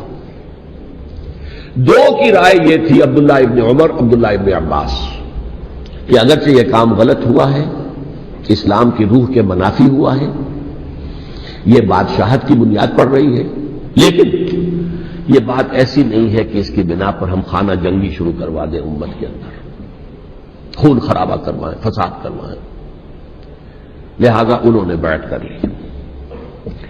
اب کوئی اگر یہ کہے معاذ اللہ کہ وہ بک گئے تھے یزید کے ہاتھوں، معاذ اللہ ثم معاذ اللہ، وہی بات آپ اختلاف کر سکتے ہیں کہ انہیں نہیں کرنی چاہیے تھی، یہ کوئی رائے رکھے، مجھے اختلاف نہیں. لیکن ان کی نیت پر حملہ کریں گے تو حملہ محمد رسول اللہ پر ہوگا صلی اللہ علیہ وسلم. عبداللہ ابن عمر کون ہے؟ پچھلی حدیثیں ان سے جو ہے وہ منقول ہیں. عبداللہ ابن عباس کون ہے؟ جنہیں حضور نے جو ہے ان کے لیے دعا کی تھی، اے اللہ فقہہ فی الدین وعلمہ التاویل، اے اللہ اس نوجوان کو دین کا فہم عطا کر اور قرآن کی تعویل اور تفسیر کا علم عطا کر. حبر الامہ کہلاتے ہیں. وہ کہیں پیسوں اور ٹکروں کے عوض بک جانے والے نہیں تھے. انہوں نے امت کی مصلحت دیکھی، نیت جو ہے اس پر حملہ نہ کیجیے. البتہ اختلاف کا حق آپ کو حاصل ہے. 2 حضرات جو ہے ڈٹے رہے کہ نہیں، ہمیں کم وقت میں ریزسٹ کرنا ہے. عبداللہ ابن زبیر عمر کے اعتبار سے وہ بڑے ہیں. مسلمانوں میں سب سے پہلے ولادت مدینے میں جا کر جو ہوئی ہے وہ عبداللہ ابن زبیر کی ہوئی ہے. ہجرت کر کے جب مہاجرین وہاں پہنچے کچھ عرصے تک کسی کے کوئی اولاد نہیں ہوئی تو لوگوں نے تانے دینے شروع کر دیے کہ معلوم ہوتا ہے کہ یہاں آ کر یہ مکے کے رہنے والے جو ہیں کمزور ہو گئے ہیں، ان کی اولاد ہی نہیں ہو رہی. پھر عبداللہ ابن زبیر کی ولادت ہوئی ہے. یہ حضرت ابو بکر کے نواسے ہیں. حضور کی زوجہ محترمہ حضرت عائشہ کی بہن حضرت دیکھیے ابھی نام نکل گیا ہے جی، حضرت اسماء رضی اللہ تعالی عنہا عنہما، یہ ان کے صاحبزادے ہیں، حضرت زبیر کے بیٹے. ان کا فیصلہ ہوا کہ ہمیں رجسٹ کرنا ہے کم وقت میں ایٹ اینی کاسٹ. حضرت حسین ابن علی رضی اللہ تعالی عنہما کا بھی فیصلہ ہوا کہ ہمیں رجسٹ کرنا ہے کم وقت میں. البتہ ان میں بھی ایک اختلاف ہو گیا، یعنی یہ دو تو جڑے رہے، ان دو میں اختلاف ہو گیا. عبداللہ ابن زبیر کا کہنا یہ تھا کہ ہمیں حجاز میں رہنا چاہیے، یہ سرزمین ہے جس میں نبوت کی برکات سب سے زیادہ ہیں، یہاں ہم مضبوط قلعے کے اندر ہیں، ہمیں یہاں سے جو ہے رجسٹ کرنا چاہیے اور ختم کرنا چاہیے اس نظام کے اندر جو خرابی آ گئی ہے. حضرت حسین رضی اللہ تعالیٰ عنہ کے پاس خطوط کا تانتا بنا ہوا تھا. کوفے سے لوگ خط لکھ رہے تھے، آئیے آئیے آئیے، ہم آپ کے ہاتھ پر بیعت کریں گے، ہم آپ کے ہاتھ پر بیعت کریں گے، ہم آپ کے ہاتھ پر بیعت کریں گے. یہی وہ کوفہ جو حضرت علی کا دارالخلافہ رہا تھا اور جو پھر سبائیت کا گڑھ بن گیا تھا. چنانچہ حضرت حسین نے حضرت مسلم بن عقیل کو بھیجا وہاں پر کہ میرے نمائندے کی حیثیت سے جا کر وہاں پر بیعت لو. 10-12 ہزار افراد نے بیعت کر لی. لیکن اس کے بعد یزید کی طرف سے گورنر بنا کے بھیجا گیا ابن زیاد کو. ابن زیاد نے آ کر جو تشدد کیا اور سختی کی تو سب کے سب بیعت توڑ کر اور سب منحرف ہو گئے. مخلصین تو وہ تھے نہیں، الکوفی لایوفی، کوفی جو ہے وہ تو کوئی وعدہ وفا کرنے والا ہوتا ہی نہیں. بیعت توڑ دی. فمن نقص فانما ينقص على نفسه. بیعت کے بعد بیعت توڑ دینا بہت بڑا گناہ ہے، توڑ دی. ادھر اطلاع مل گئی حضرت حسین کو، چل چکے تھے، وہ راستے میں تھے کہ وہاں تو مسلم بن عقیل شہید ہو گئے اور سب لوگوں نے بیعت توڑ دی. اب واپس جانا چاہتے تھے لیکن مسلم بن عقیل کے بیٹے جو ہے اڑ گئے. یہ عرب کی اپنی ایک جو ہے پرانی ان کی حمیت اور ان کا قبائلی نظام کہ اب ہم اپنے والد کے خون کا قصاص لیے بغیر نہیں جائیں گے. حضرت حسین رضی اللہ تعالیٰ عنہ کی مروت اور شرافت کہ یہ میرا ساتھ دینے کے لیے آئے تھے، اب میں ان کا ساتھ نہ دوں تو یہ تو شرافت اور مروت کے خلاف ہے. کہا اچھا چلو چلتے. وہاں جا کر بھی عین اپنے میدان کے اندر بھی حضرت حسین رضی اللہ تعالیٰ عنہ نے 3 چیزیں پیش کی ان کوفیوں کے لشکر کے خلاف. سب سے بڑا لشکر کے اندر سب سے بڑے تو کوفی تھے جنہوں نے بیعتیں کی ہوئی تھی حضرت حسین کے ساتھ. دیکھو مجھے جانے دو واپس حجاز کی طرف، یا مجھے سرحدوں پر بھیج دو تاکہ میں کافروں کے ساتھ جنگ کرتے ہوئے اپنی جان دے دوں، یا مجھے یزید کے پاس جانے دو، میں اپنا معاملہ اس سے طے کر لوں. لیکن کوفیوں کو یہ گوارا نہیں تھا. اگر یہ یزید کے پاس پہنچ گئے تو ہمارا کچا چٹھا بیان کر دیں گے کہ مجھے تو ان لوگوں نے برگلا کر بلایا تھا. اس لیے کہ دیکھیے حضرت امیر معاویہ کے 20 سالوں کے دوران میں بتا چکا ہوں ان کی حکومت اتنی مستحکم تھی کہ اس کے خلاف کوئی فتنہ اٹھانا ممکن نہیں تھا. اب کیونکہ چینج اوور ہوا تھا، اور چینج اوور میں آپ کو معلوم ہوتا ہے کہ ایک جس کو کہتے ہیں every thing is in the melting پاٹ، ابھی تو یہ درمیان کے اندر معاملہ ہے. تو انہیں موقع ملا، سر اٹھایا حضرت حسین رضی اللہ تعالیٰ عنہ کو، جو خطوط لکھے جس کے کہ تھیلے کے تھیلے اور بوریوں کی بوریاں بھری ہوئی حضرت حسین کے ساتھ تھی. وہ کہا کہ آئیے ہم آپ سے بیعت کریں گے. انہوں نے نہیں مانا. اور اصل میں حضرت حسین کے قاتل وہ کوفی ہیں، وہ بزدل، وہ منافق جنہوں نے بیعت کر کے بیعت توڑی. اور اب وہ آ گئے کہ اگر یہ حسین رضی اللہ تعالیٰ عنہ بچ کر کہیں یزید کے پاس پہنچ گئے تو پھر ہمارا کچا چٹھا جو ہے وہ سامنے آ جائے گا اور ہماری پھر شامت آ جائے گی. لہذا انہوں نے قتل کیا حضرت حسین کو رضی اللہ تعالیٰ. ایک بات جو علامہ ڈاکٹر قلب صادق نے فرمائی، اور مجھے میرے علم میں یہ بات پہلے نہیں تھی، وہ یہ کہ حضرت حسین کے قتل کا فتویٰ ایک بہت بڑے مفتی نے دیا تھا.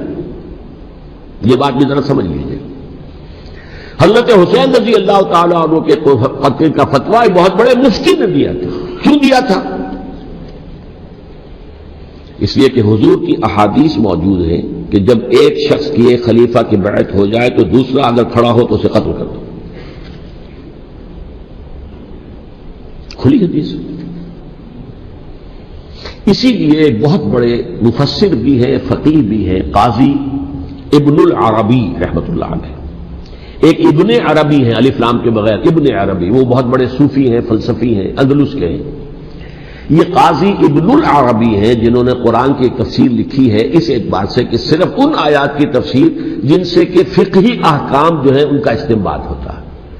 یہ دو تفسیریں اس طور سے لکھی گئی ہیں قرآن مجید کی. احکام القرآن ان کا نام ہے دونوں کا، جن میں سے ایک جو ہے قاضی ابن العربی کی ہے. ان کا ایک جملہ نقل ہوتا ہے، قتل الحسین بسیف جدہ، حسین قتل ہو گئے اپنے ہی نانا کی تلوار سے.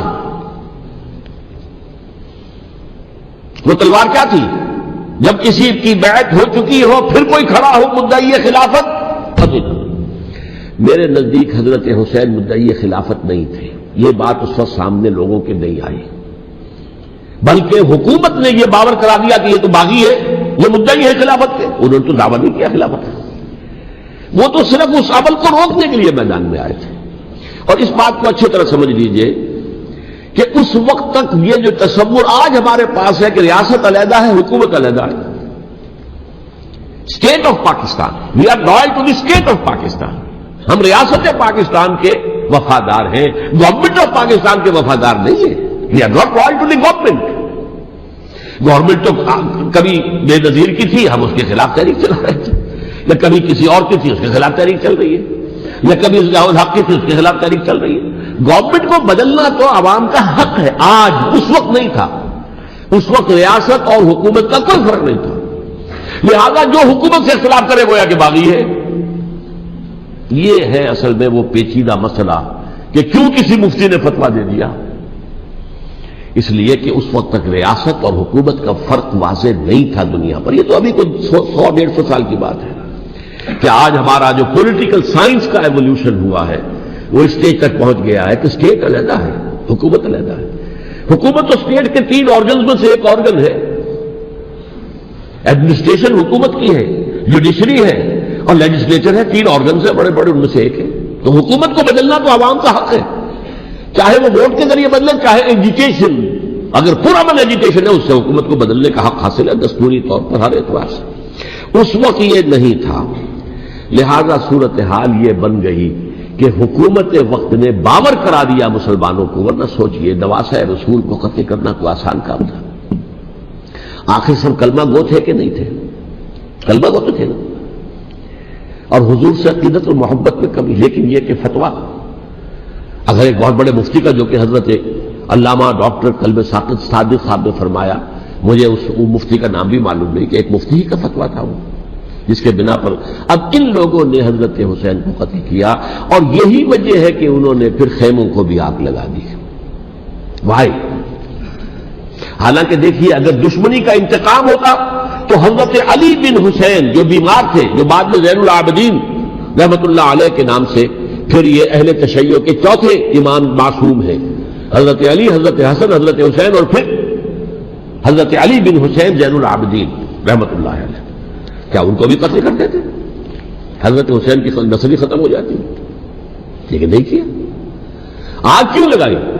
آگ اس لیے لگائی کہ وہ جو ڈاکومنٹری پروف ہے ہماری غداری کا یزید کے خلاف حضرت حسین کو جو ہم نے دعوت دی، وہ جو ڈاکومنٹری پروف خطوط کی شکل میں موجود ہے وہ ختم ہو جائے، ڈسٹرائے ہو جائے. اس کے لیے انہوں نے خیموں میں آگ لگائی. بہرحال یہ ہے تاریخی پس منظر. یہ اسی سبائی فتنے کا تسلسل ہے جس نے سب سے پہلے حضرت عثمان کی جان لی رضی اللہ تعالیٰ عنہ. 5 سال تک مسلمانوں میں خانہ جنگی رکھی ہے. حضرت علی کو پھر شہید کیا، اور اس کے بعد جو ہے 20 سال حضرت امیر معاویہ کے تو سر نہیں اٹھا سکے. لیکن پھر جب ایک چینج اوور ہو رہا تھا تو اس وقت انہوں نے موقع غنیمت سمجھا کہ اب کھڑے ہو جاؤ اور اب دوبارہ ایک فتنہ جو ہے اس کو امت کے اندر پیدا کر دو. اچھا، اس معاملے میں ایک بات جو میں نے وہاں کہی کہ ہمارے ہاں شاعرانہ جو مبالغہ آمیزی ہے. یہ میری گفتگو کا حصہ انہوں نے حذف کر دیا ہے.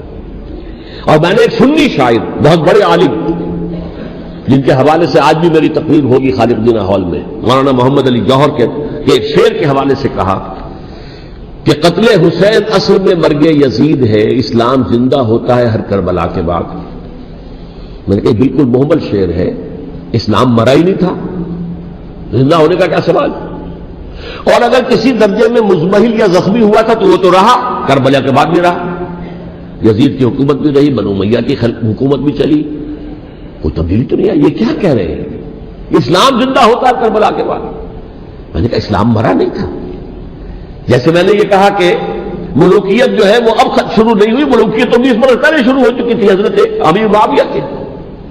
لیکن ظاہر بات ہے کہ حضرت حسن نے، حضرت حسین نے اس کو قبول کیا، اور حضرت حسین نے تو پھر 10 سال تک ولی عہدی جو تھی چاہے بیعت نہیں کی لیکن اس کے خلاف میدان میں آ کر چیلنج تو نہیں کیا. اس اعتبار سے یہ معاملہ جو ہے اسلام زندہ ہوتا ہے کربلا کے بعد، یہ بے تکی بات ہے. ہاں حضرت شاہ اسماعیل شہید رحمۃ اللہ علیہ کی اگر میں تشبیہ کو، تمثیل کو سامنے رکھوں تو اسلام کی عمارت 6 منزلہ ہے. 6ٹی منزل ٹاپ کی وہ گر گئی، 5 منزلیں انٹیکٹ تھیں. اسلام مرا نہیں تھا. عدالت میں شریعت کے مطابق فیصلے ہو رہے تھے، قاضی تھے، مفتی تھے، شریعت نافذ تھی. اسلام کہاں مرا تھا؟ جبکہ خود کہہ رہے ہیں علامہ قلب صادق کے ایک مفتی کے فتوے سے حضرت حسین کو قتل کیا گیا. اب وہ مفتی کی رائے، اس کی بدنیتی ہو، جو بھی ہو وہ جانے، اللہ جانے. لیکن عام مسلمان کیا کریں؟ اس پہلو سے اسلام مرا نہیں تھا. ہاں ایک منزل گر گئی تھی، وہ گری نہیں، 1000 برس تک گری نہیں. یہاں تک کہ آ کر مغربی امپیریلزم نے اس کے گرایا، ملوکیت کا معاملہ ختم کیا، اور وہ جبرین ملوکیت دوسری آ گئی. ورنہ وہی بادشاہی چلی ہے. بلکہ دور بنو امیہ میں وہ بادشاہی پوری طرح اس نے بالوں پر نہیں نکالے تھے. اصل باروں پل تو اس نے نکالے ہیں دور بنو عباس میں آ کر.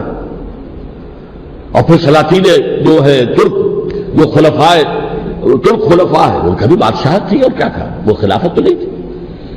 تو یہ تو اسلام میں جو بھی نقص واقع ہو گیا تھا، کمی واقع ہو گئی تھی، وہ جو کی طور برقرار رہی. اس کو بھی تسلیم کیا. میں اللہ کا شکر ادا کر کے کہتا ہوں کہ دونوں حضرات، دونوں شیعہ دانشور اور بڑی اعلیٰ سطح کے جو شیعہ عالم تھے، انہوں نے اس بات کو تسلیم کیا اور میری اس بات کو چیلنج نہیں کیا.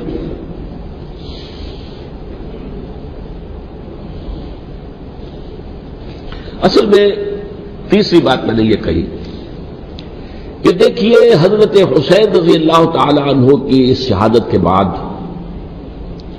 اس کے بعد واقعہ حرہ بھی ہوا، جو واقع کربلا سے بھی بعض اعتبارات سے زیادہ بھیانک اور زیادہ گھناؤنا واقعہ بنو امیہ کی تاریخ ہے، جس کو لوگ جانتے ہی نہیں. مدینہ کے کچھ لوگوں نے بغاوت کی اور انہوں نے اس کے خلاف فوج بھیجی، اور فوج کو جو مدینہ فتح کر دیا، 3 دن کے لیے حلال کر دیا. جو چاہو کرو، یا جسے چاہو مارو، جسے چاہو لوٹو، جس کا گھر چاہو برباد کرو، جس عورت کو چاہو ریپ کرو. اور یہ مدینہ النبی کے اندر ہوا. تو کاٹ کھانے والی ملوکیت کے اندر بہت سے واقعات ہوئے. عبداللہ ابن زبیر کھڑے ہوئے، انہوں نے حکومت قائم کی تھی، لیکن یہ کہ وہ تو 6 سال کے لیے کامیاب بھی رہے، ایک حکومت قائم کی، بنو امیہ کے ہاتھ پر بیٹھ نہیں کی، بالآخر ان کی حکومت بھی ختم ہو گئی. پھر حضرت زید کھڑے ہوئے، انہوں نے بغاوت کی، وہ بھی ناکام رہ گئے. پھر بنو عباس میں کھڑے ہوئے حضرت نفس زکیہ، حضرت حسن رضی اللہ تعالیٰ عنہ کے اولاد میں سے، وہ بھی ناکام ہو گئے، شہید ہو گئے. پھر یہ سمجھ لیا گیا کہ اب یہ جہاں تک 6ٹی منزل ہے وہ تو دوبارہ تعمیر نہیں ہو سکتی. یہ تو جس کی لاٹھی اس کی بھینس، جس کے پاس طاقت ہوگی اس کی حکومت ہوگی، جس کا قبیلہ زیادہ قوی ہوگا، جس قبیلے میں زیادہ عصبیت ہوگی، مضبوط ہوگا، متحد ہوگا، طاقتور ہوگا، اسی کی حکومت ہوگی. البتہ اس کے نیچے لوگوں کے اخلاق کی اصلاح کرو. صوفیاء کرام نے وہ کام اپنے ذمہ لیا، اور بالکل وہی کام ہے کہ جو ائمہ اہل بیت کرتے رہے. حضرت حسن کی اولاد میں، پھر حضرت علی بن حسین رضی اللہ عنہ، حضرت حسین کی اولاد میں، پھر امام محمد باقر، امام محمد جعفر صادق، اور اس کے بعد بھی 5 اور. کسی نے بغاوت نہیں کی. جیسے علماء کرام کام کر رہے تھے اور جیسے صوفیاء کرام کام کر رہے تھے، ایسے ہی وہ مسلمانوں کی علمی تربیت، روحانی تربیت و تزکیہ کر رہے تھے. کسی نے حکومت کو چیلنج نہیں کیا. نوٹ کر لیجیے اس بات کو. حضرت علی نے بھی چیلنج نہیں کیا تھا, حضرت حسن نے چیلنج نہیں کیا, خود صلح کر لی. تو ائمہ اہل بیت جو 12 یہ گنتے ہیں, جن میں سے آخری جو ہے حضرت مہدی کو تو ابھی ظاہر ہونا ہے, ان کے عقیدے کے مطابق وہ روپوش ہیں, وہ ظاہر ہوں گے. لیکن 11 حضرات کے بارے میں یہ کہ حضرت حسین کے سوا کسی نے بھی چیلنج نہیں کیا مفتی کے نظام کو, اور حضرت حسین نے بھی اس مغالطے پر کیا کہ کوفی ساتھ دیں گے, اور یہ موقع ہے کہ یہ جو 6ٹھی منزل اسلام کی گر گئی ہے اسے دوبارہ تعمیر کر دیا جائے. انہوں نے خلافت کا دعویٰ نہیں کیا تھا, یہ انہیں عوام کو مغالطے میں مبتلا کیا گیا کہ یہ خلافت کا مدعی ہو کر سامنے آیا. جیسا کہ میں نے آپ سے کہا تھا, امیر معاویہ نے حضرت علی کے عہد خلافت میں کبھی خلافت کا دعویٰ نہیں کیا, مدعی خلافت نہیں تھے. وہ تو یہ کہتے تھے کہ قاتلان حسین جو ہے, قاتلان عثمان کو سزا دو, قصاص دو, بس. اسی طرح حضرت حسین نے بھی, اب دیکھیے اس ضمن میں اس میں کوئی شک نہیں ہے, حضرت حسین رضی اللہ تعالی عنہ کی جو شہادت ہوئی ہے, ان کے ساتھیوں کی, اعزاء و اقارب کی, تاریخ انسانی میں یہ عزم, ہمت, شجاعت, مثابرت, صبر, استقلال, استقامت, اس کی بہت روشن مثال ہے, بہت روشن مثال ہے, بہت روشن مثال ہے. لیکن اس سے تاریخ کی رفتار پر کوئی اثر نہیں پڑا. وہ جو ملوکیت آ گئی تھی وہ اور گہری سے گہری ہوتی چلی گئی. واقعہ کربلا کے بعد تو واقعہ ہررا ہوا, میں نے گنوا دیا, اس سے زیادہ تو میرے خیال میں کہ اور ہمارے لیے لائق شرم جو ہے کوئی واقعہ ہے ہی نہیں اس پہلو سے. لیکن حضرت حسین کا ایک, اب ان کو یہ کہ میں مطلب یہ کہ اگر میں ان کے ہاتھ پر بیعت کر لیتا ہوں, جو کہ اس وقت سامنے موجود تھے, کہ یزید کی بیعت تمہارے ہاتھ پر کرتا ہوں, تو گویا کہ اپنے آپ کو سرنڈر کر دیتے. وہی خطرہ جو امیر معاویہ کو تھا کہ مجھے وہ تو پہنچنے بھی نہیں دیں گے علی تک رضی اللہ تعالیٰ عنہ, اور مجھے پہلے ہی شہید کر دیں گے. یہی خطرہ حسین کو تھا رضی اللہ تعالیٰ عنہ کہ مجھے یزید تک پہنچنے نہیں دیں گے, پہلے قتل کر دیں گے. اور ویسے بھی یہ ایک شرافت, مروت اور حمیت اور غیرت اور عزت نفس کا تقاضا بھی تھا کہ بھائی معاملہ ہے یزید کا, میرا مجھے وہاں جانے دو, اللہ اللہ خیر سے. یو کین اسکورٹ می, میرے دائیں بائیں چلو تاکہ میں کہیں اور بھاگ نہ جاؤں تمہارے خیال میں, مجھے وہاں پہنچا دو, میں وہاں پہ جا کر سے معاملہ کر لوں. لیکن انہوں نے قتل کیا. اصل قاتلان کوفی, وہی سبائی. البتہ یہ ہے کہ اس واقعے کی جو یادگار ہے اس میں کوئی شک نہیں ہے کہ اس نے مسلمانوں میں سے ایک گروہ کے دل میں قربانی اور شہادت کا جذبہ بہت پیدا کیا, اس میں کوئی شک نہیں. اور جس طریقے سے کہ عاشورہ محرم میں یاد منائی جاتی ہے, جس طریقے سے اس نے اہل تشیع کے اندر قربانی کا جذبہ بے انتہا پیدا کر دیا. اگرچہ وہ جذبہ بروئے کار نہیں آتا, اس لیے کہ ان کے ہاں یہ عقیدہ ہے, یہ طے ہے کہ جب تک حضرت مہدی ظاہر نہیں ہوں گے ہم کسی کے خلاف بغاوت نہیں کریں گے. یہ پوری تاریخ میں ان کا معاملہ رہا, تمام جو ہے ائمہ اہل بیت کا معاملہ رہا. جب تک مہدی نہیں آتے, keep sitting and keep waiting, wait and see, that's all. یہ تو خمینی صاحب نے کیا ہے, آیت اللہ خمینی صاحب نے, کہ انہوں نے یہ ایران کے شیعوں کو باور کرایا کہ بھائی جب آئیں گے حضرت مہدی آ جائیں گے, لیکن ہم اب ہاتھ پر ہاتھ رکھ کر بیٹھے رہیں, باطل کو چیلنج بھی نہ کریں. ہمیں کچھ تو کرنا چاہیے, وہ ہاتھ پاؤں ہلانے چاہیے, اور کچھ نہیں تو مہدی کا راستہ جو ہے صاف کرنا چاہیے, تمہید کرنی چاہیے, ان کے راستہ ہموار کیا جائے. تو یہ ان کی بڑی عظمت ہے آیت اللہ خمینی صاحب کی کہ اہل تشیع ایران کے جو ہے ان سے انہوں نے یہ بات منوا لی کہ ہم بالکل انرٹ نہیں بیٹھے رہیں گے, بلکہ اب انہیں نائب امام قرار دے کر اور ولایت فقیہ کے فلسفے کے حوالے سے, یہ دو چیزیں ان کی جو ہیں بنیادی فلسفے کی ہیں, وہ اس وقت میرا موضوع نہیں ہے. انہوں نے عوام کو ایسا کھڑا کیا ہے کہ 20,000 سے لے کر 30,000 کے درمیان انسانوں نے جانے دے دی. عورتوں کے جلوس نکلے, شیرخوار بچہ گود میں ہے عورت کے, اور گولی کھا رہی ہے, مر رہی ہے, گر رہی ہے. آپ سوچیے زندگی کتنی عزیز ہوتی ہے, اور شیرخوار بچے کے لیے ماں کی جو زندگی ہے اس ماں کو اپنی زندگی کتنی عزیز تر ہوگی کہ اپنے لیے نہیں تو اس بچے کے لیے مجھے جینا ہے. لیکن نہیں, گولیاں کھائیں گری. یہ جذبہ انہی میں ہے. واقعہ یہ ہے کہ اہل سنت کے اندر یہ جذبہ نہ ہونے کے برابر ہے. یہ میں واشگاف الفاظ میں کہہ رہا ہوں. پورے عالم اسلام میں صرف شیعہ ایران ایسا نکلا ہے کہ جس نے بادشاہت کا خاتمہ کیا. باقی سعودی عرب میں بادشاہت بیٹھی ہوئی ہے، ڈٹ کر بیٹھی ہوئی. اربوں ڈالر کا ایک ایک محل بنتا ہے ان بادشاہوں کا، اور سنی سن ہے، سن کوئی حرکت نہیں. وہ تو اب جو حرکت ہو رہی ہے وہ اینٹی امریکن حرکت ہے جو ہو رہی ہے. وہ در حقیقت وہ مسئلہ بالکل دوسرا ہے جو اس وقت ہو رہا ہے، لیکن یہ کہ عالم اسلام میں کوئی تحریک ایسے نہیں اٹھی.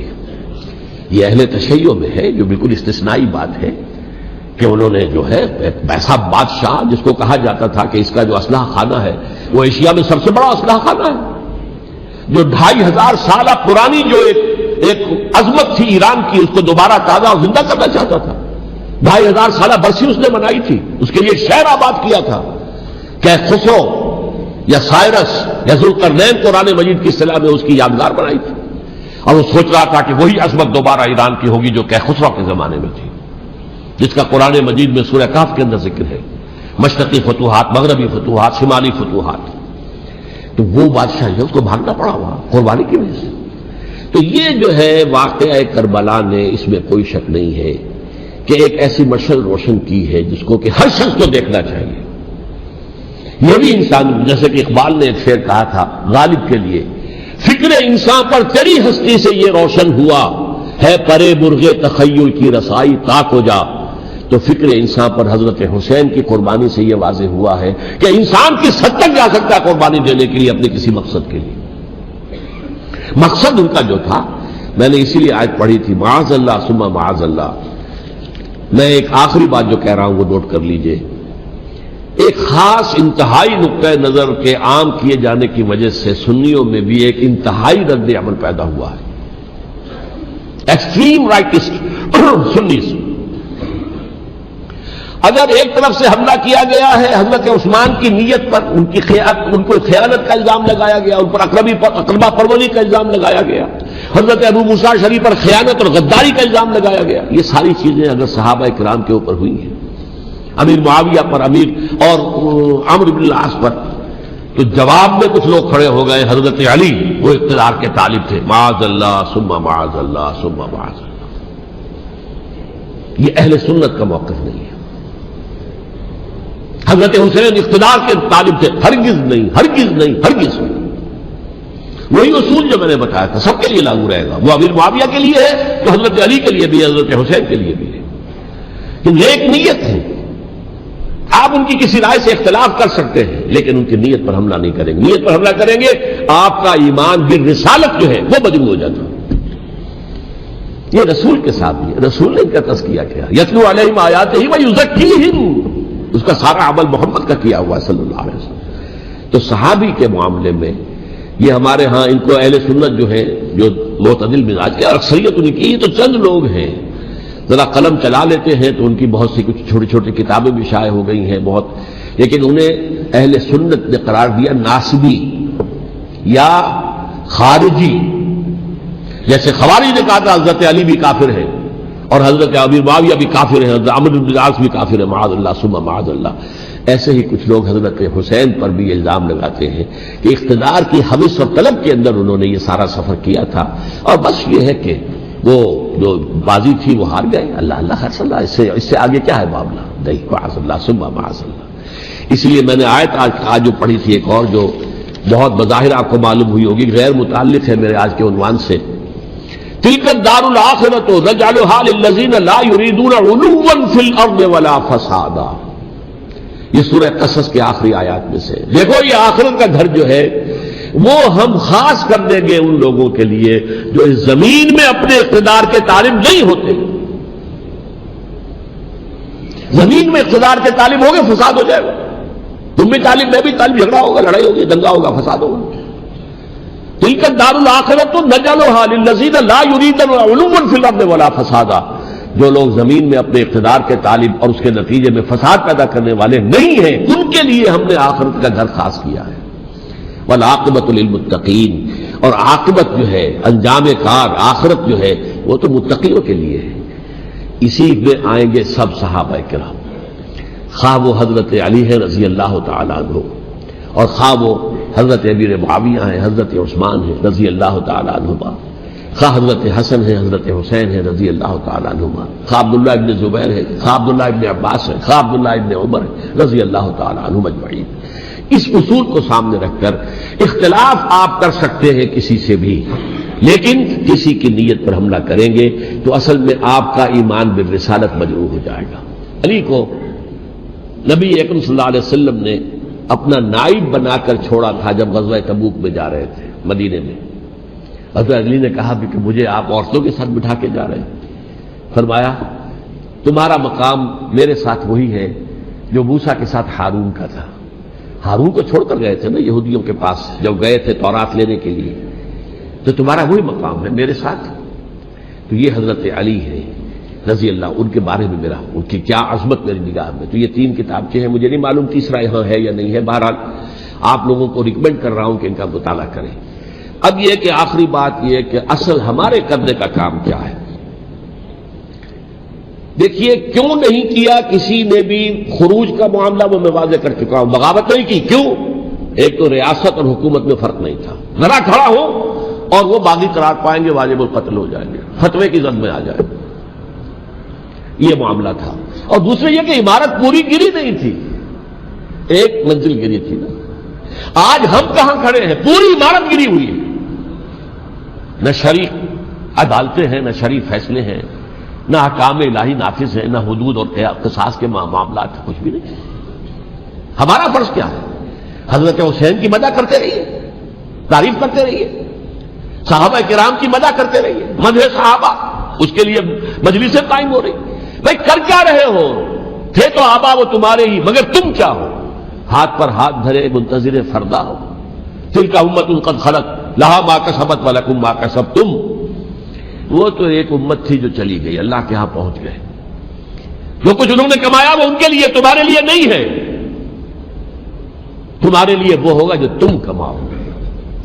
ہمارے لیے راستہ اب یہی ہے کہ خلافت راشدہ کے مکمل نظام کو اثر نو قائم کرنے کے لیے منہج انقلاب نبوی کو اختیار کریں۔ میری کتاب اس پر، کیسٹس اس پر، آڈیو کیسٹس، ویڈیو کیسٹ، سی ڈیز، نہ معلوم ڈی وی ڈی، سب کچھ موجود ہے۔ سیرت النبی پر تو میں عرض کر چکا ہوں، فلسفہ سیرت النبی سمجھنا ہے تو میری کتاب پڑھیے، ورنہ سیرت النبی آپ پڑھ لیں گے، واقعات معلوم ہو جائیں گے، فلسفہ سیرت سامنے نہیں آئے گا، اس کا آپ مطالعہ کریں گے میری کتاب سے۔ اور دوسرے یہ کہ یہ خلافت قائم کرنے کے لیے جو جد و جہد ہم کر رہے ہیں، تحریک خلافت پاکستان جس کا میں داعی ہوں ادنا سا، وہ تنظیم نہیں ہے، میں اس کا امیر نہیں، وہ ایک تحریک ہے۔ جیسے تحریک پاکستان کہلاتی تھی جس کی تنظیم تھی مسلم لیگ، پارٹی کا نام مسلم لیگ تھا، لیکن تحریک پاکستان، اس طرح تحریک خلافت پاکستان وہ ہم نے چلائی ہے تنظیم اسلامی کے تحت۔ یہ خلافت جب پہلی چلی تھی آج سے 84 سال قبل، نومبر 1921 میں خالد دینا ہال میں وہ مقدمہ چلا تھا، جس کے نتیجے میں بڑے بڑے جو لیڈر تھے ہمارے، مولانا محمد علی جوہر اور مولانا حسین المدنی اور مولانا ابوالکلام آزاد، ان سب کو 2 سال کی قید کی سزا سنائی گئی تھی، بغاوت، مقدمہ بغاوت، یہ خالد دینا ہال۔ اسی میں سن 91 یا 92 میں نے 3 دن تقریریں کی تھیں، جن میں آج سے پھر میں 3 تقریریں کرنے والا ہوں، ایک آج شام کو، ایک کل شام کو رات 9 بجے، آج بھی کل بھی، ایک پرسوں اتوار کی صبح کو 10 بجے ہے کیا 11 بجے۔ تو ان میں آپ حضرات شرکت فرمائیں، تاکہ اصل جو ہمارے کرنے کا کام ہے، تاریخ کو بھی سمجھنا چاہیے، تاریخ کے عوامل کیا ہیں، کیا پس پردہ عوامل کار فرما تھے، کیا کسی شے کی اصل حقیقت ہے، وہ سمجھنا چاہیے۔